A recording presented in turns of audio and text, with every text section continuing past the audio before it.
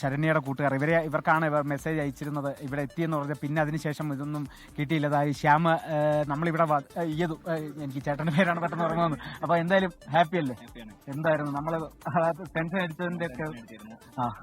ഓക്കെയാണ്, ഹാപ്പിയാണ്. പല രീതിയിൽ ആലോചിച്ചുകൊണ്ടിരിക്കുകയായിരുന്നു ടെൻഷൻ അടിച്ചിട്ട്.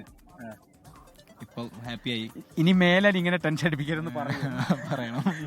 സ്ഥിരമായിട്ട് ട്രക്കിങ്ങിന് പോകുമ്പോ ട്രക്കിങ്ങിന് പോവാറുണ്ട്, പക്ഷെ അങ്ങനെ ടെൻഷൻ ഇങ്ങനത്തെ കാര്യങ്ങളൊന്നും ഇല്ല.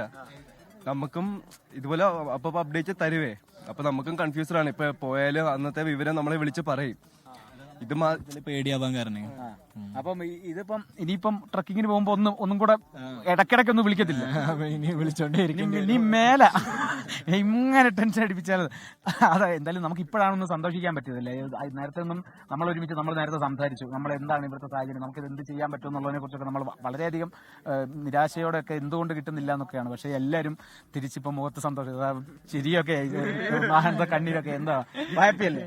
വളരെ സന്തോഷം. മെയിനായിട്ട് ഞങ്ങൾക്ക് താങ്ക്സ് പറയാനുള്ളത് ഇവിടുത്തെ സാറുമാരാണ്.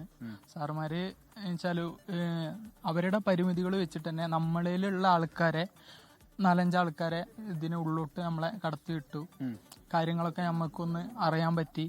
പിന്നെ ഉള്ളത് വെച്ചാൽ മെയിനായിട്ട് മീഡിയാസ് ആണ്. മീഡിയാസിന്റെ ഭാഗത്ത് നിന്ന് നല്ലൊരു അറ്റൻഷൻ കിട്ടിയതിനെ കൊണ്ടാണ് ഇത് ഇത്രയധികം ഞങ്ങൾക്ക് പെട്ടെന്ന് തന്നെ ശരണ്യനെ കിട്ടാൻ സാധിച്ചെന്ന് ഞങ്ങൾ വിചാരിക്കുന്നു. തന്നെയാണ് എല്ലാരും എന്താ നമ്മളെന്തോ